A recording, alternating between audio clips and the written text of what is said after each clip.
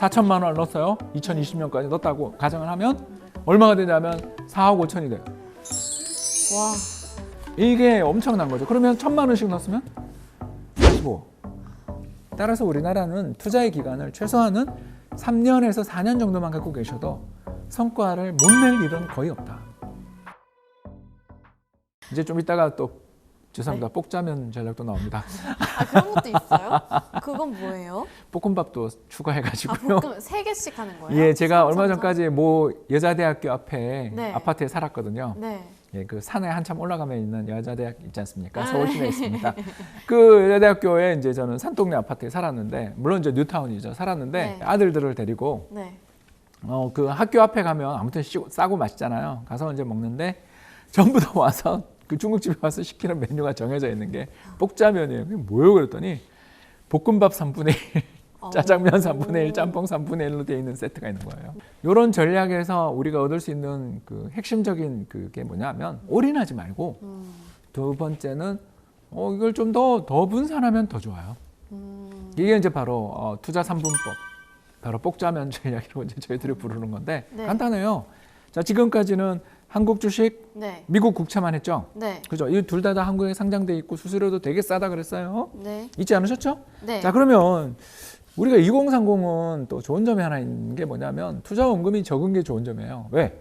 좀 깨먹으면 어때? 내가 다음 달에 메우면 되잖아. 네. 그러니까 그런 마인드를 가질 수 있잖아요. 왜냐하면 아까 제가 이야기한 것처럼 40대 후반 가면 거의 500만 원까지 연봉이 오르니까 월급이 오르니까 네. 앞으로 나의 소득은 계속적으로 올라갈 거라는 믿음이 있다면 네. 지금 좀 투자해서 손실 보더라도 물 타면 되잖아요. 그렇죠. 우상향할 거라면. 네. 그렇지 않습니까? 그런 네. 이런 마인드가 장착되어 계시는 분. 아까는 반반 전략을 하다 보니까 네. 박사님 이거보다 조금 더 좋은 전략 없냐? 당연히 무조건 좋은 전략이라는 건 세상에 없다고 그랬죠. 그죠? 리스크는 있겠지. 네. 리스크는 있지만 이보다 수익률이 더 높은 전략이 바로 투자 3분법, 볶자면 전략입니다. 자, 시작하겠습니다. 네네네, 알려주세요. 예, 잔물의 1원 똑같아요. 네. 내가 100만 원이 있어요. 그러면 33만 3천 원. 자, 3천 원 이제 절사하겠습니다. 33만 원은 한국 주식 똑같아요. 네. 그리고 33만 원은 미국 국채 똑같아요. 자, 그러면 나머지 33만 원이 남았죠. 이걸 미국 주식 사는 거죠. 그러니까 뭐로 찾으면 되냐면 미국 S&P 500이 제일 유명한 펀드잖아요. 네. 그죠? 그러면 S&P 500, 그죠? 으로 검색을 하면 S&P 500에 투자를 해주는 한국의 상품들이 역시 타이거, 솔, 에이스 등등등등 엄청나게 많은 상품들이 나와요. 그 중에서 또 고르는 방법은 똑같다고 그랬어요. 뭐라고 그랬죠? 수수료가 싸고 네. 그리고 수수료 잔고가 싸고 큰 거. 그다음에 그렇죠. 많은 시가총. 거. 예, 이것만 기억하시면 돼요. 그러니까 어떤 브랜드가 더 좋으냐? 저도 잘 몰라요. 왜냐하면 어떨 때는 어떤 운용사가 잘하고 어떨 때는 어떤 운용사가 잘하는데 네. 그걸 예측할 수 있느냐? 제가 국민연금에서 펀드 매니저 생활했지만 저희도 예측 못 하겠더라고요. 그러니까 그냥 우리는 투자를 하는 입장에서 장기적으로 보면 우리나라 운용사들 다 잘할 거라는 생각을 가지고 그러니까 운용 규모가 크고 수수료 싼 데다가 분산을 하는 거죠. 자, 이제 해보겠습니다. 33만 원을 가지고 한국 주식 코스피 200에 투자하고 33만 원을 미국 국채에 투자를 하고 33만 원을 미국 S&P 500에 투자를 해요. 자, 그러면 이 자산 전략의 좋은 점이 뭐냐? 두 가지가 좋은데, 자, 첫 번째, 전체 자산의 3분의 2가 주식이죠. 네. 불타는. 그죠? 네. 아니, 몇 년에 한 번씩 호황이 오잖아요. 그쵸, 그쵸. 2020년을 생각해봐요. 그쵸. 1400포인트가 3000. 그때까지만 해도 계속 잘 갈 줄 알았어요. 그런 일은 없어요. 그런 거 믿으면 안 돼요, 여러분. 뭐 이것만 하면 되라든가, 뭐 장기 추세가 어떻고, 뭐 대세 상승 같은 소리가 나오거든. 아유, 다 됐구나. 마가 꼈구나. 이렇게 생각하세요. 네. 우리나라는 그렇게 장기 추세가 잘 안 나와요. 아마 나오면 좋겠는데, 저도 지쳤어요. 30년 해보니까 안 나옵디다. 자, 계속 할게요. 네. 달라질 수 있어요, 여러분. 달라질 수 있는데, 그냥 진행을 합시다. 33만 원은 한국 주식, 33만 원은 미국 주식에 투자돼 있으니까 네. 이게 주식에 투자돼 있으니까 주식의 수익률이 좋잖아요. 네. 오를 때. 네. 그러니까 나의 자산의 3분의 2가 주식에 돼 있으니까 고수익. 자, 그리고 두 번째, 나의 자산의 3분의 2가 달러야. 그렇지 않아요? 지금 미국 국채 33만 원, 거기다가 미국 주식 33만 원. 네. 이해되세요? 네. 그러니까 미국 달러를 들고 있으면 불황이 와도 마음 편하다고 우리 그랬죠. 네. 작년에 종합주가지수가 3,000포인트가 2,000포인트까지 떨어질 때 그때는- 환율이 1,450원 가는 거 맞죠? 네. 내가 달러를 들고 있었으면 얼마나 많은 이익이 났을까를 우리 다 알고 있지 않습니까? 네. 자, 이해되시죠? 네. 불황이 올 때는 달러를 들고 있으니까 달러에서 이익. 호황이 올 때는 주식을 3분의 1을 들고 있으니까 주식에서 이익. 서로 방어해 주는 거네요. 그렇죠. 이 전략을 1980년부터 역시 썼다면 4천만 원을 넣었어요. 2020년까지 넣었다고 가정을 하면 얼마가 되냐면 4억 5천이 돼요. 와. 이게 엄청난 거죠. 그러면 1,000만 원씩 넣었으면 45억. 2천만 원씩 넣었으면 계산도 안 되는데 아마 뭐 90억 되겠죠. 그죠? 여러분, 이 이야기에서 얻을 수 있는 건 간단해요. 죽자고 모으세요. 이게 재테크에 제일 중요한 거예요. 투자를 많이 저축을 하면서 이 전략을 꾸준히 실행을 하면 되는 거죠. 그래서 재테크의 3요소가 이제 다 나왔어요. 자, 첫 번째가 뭐죠?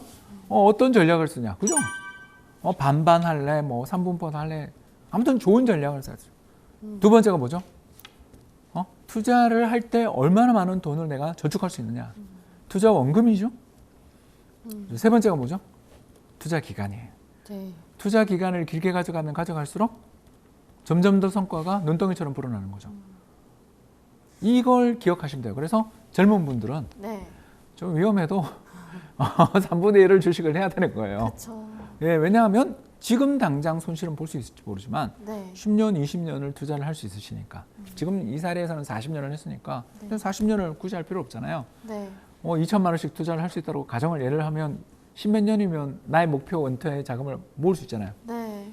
그렇지 않습니까? 파이어 해야죠. 빨리 모으고 싶어. 예, 빨리 보고 싶고 빨리 부자 되고 싶은데 그 마음을 10년에서 15년 정도만 억제할 수 있으면 그리고 억제하는 과정에서 두 가지를 기억하라 그랬죠. 좋은 전략. 네. 그리고 두 번째가 뭐였죠? 최대한 많은 투자 원금. 네. 여기서 가장 잊어버리면 안 되는 게 뭐냐면 비율을 맞추라. 비율. 1년에 한 번만이라도 비율을 맞춰주십시오. 이게 무슨 말이냐면 작년 같은 해가 왔어요. 네.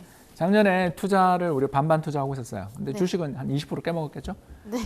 근데 달러를 들고 있었으면 한 20% 수익이 났겠죠? 네. 아니 환율이 1,400원 같잖아요. 자, 그렇죠.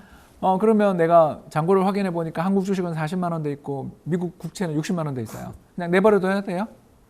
아니죠. 올해 지금 이번 달 100만 원 다시 저축할 거면 어떻게 해야 돼요? 많이 빠진 한국 주식을 조금. 60만 원을 넣고 네. 많이 오른 미국 국채는 40만 원만 넣어야 되겠죠. 아, 좀 비율을 맞춰가면서. 그렇죠. 예. 네. 1년에 한 번만 하면 돼요. 네. 보통 그걸 언제 전을 하냐 하면 연말정산 받을 때 아니면 이제 개인 종합과세 할 때. 저 같은 경우는 이제 프리랜서도 하니까 네. 개인 소득세를 갖다가 보통 4, 5월에 내잖아요. 네. 이제 그때 정산을 하고 남는 돈을 가지고 비율을 맞춰주는 거죠.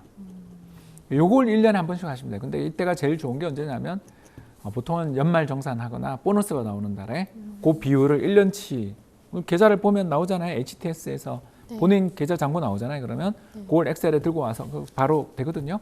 가져와가지고 1대1을 맞추는 짬짜면 또는 복짜면을 만드는 3대3을 만드는 비율을 하려면 지금 내가 얼마를 넣어야 되는지가 나와요. 네. 예, 그렇게 1년에 한 번씩만 해주시면 이게 자동으로 많이 가격이 하락한 자산을 저가 매수하는 효과가 생기기 때문에 수익률이 엄청 좋아집니다. 한 번씩만 비율을 맞춰주는 1년에 한 번. 네. 연말 정산 혹은 보너스 달. 네. 그때는 넉넉하잖아요, 좀. 네. 그래서 비율을 맞출 수 있는 돈이 되거든요. 그러니까 꼭 하시고 두 번째는 연봉 올랐다고 소비를 늘리지 말고 그걸 증액해라. 증액해라. 그러면 은퇴의 시기가 더 빨라지고 또는 집을 사는 시기가 더 빨라질 수도 있다. 이런 이야기가 되겠습니다. 이제 장기 투자랑 단기 투자 중에 2030 세대한테는 어떤 게 더 낫다고 생각하세요? 무조건 장기. 장기요? 여러분들은요 주식 투자하기에 적합하지 않아요. 아, 정말요? 왜 그러냐면 주식 투자를 잘하려면 두 가지가 있어야 돼요. 이거를 오늘 이야기할 수 있게 돼서 정말 다행인데 네. 첫 번째 네. 자금력. 자금요. 내가 어떤 회사에 투자를 했는데 그 돈이 내 전체 자산에서 얼마 안 돼. 그러면 버틸 수 있고 참을 수 있고 인내할 수 있고 너그럽게 봐줄 수 있어. 네. 근데 내가 전 재산이 1,000만 원인데 1,000만 원 다 한 주식에 넣었어. 네. 버틸 수 있어요? 못 버티죠. 괴롭죠. 그러니까 자산이 좀 있어야 돼요. 미천이 있는 사람들이 시장에서 이겨요. 그럼 일단 그 고통을 네. 견뎌낼 수 있기 때문에. 두 번째가 뭘까요? 두 번째요. 정보력이에요. 정보를 얻기가 쉽지가 않잖아요. 쉽지 않죠. 그래서 네. 가장 뛰어난 정보가 뭘까요, 여러분? 가장 뛰어난 거. 예, 전문가한테 듣는 거죠. 늘 만나는 사람들한테서 얻는 정보로는 한계가 있을 수 있다는 걸 좀 네. 인정을 하시고 전문가들한테 귀를 열고 그 전문가들한테 또 질문을 할 수 있는 어떤 그런 네트워크들 또는 또 자금력 뭐 이런 게 필요한데 대부분의 젊은 분들은 그게 결여돼 있죠. 거기다가 마지막으로 급해, 그죠? 네. 선배들은 잘하시는 분들은 손해가 나잖아요. 그러면 딱 질문을 해요. 어떤 질문은 이게 되게 중요한 질문인데, 네. 내가 샀는데 손실을 봤어. 자, 그럼 물어봐요.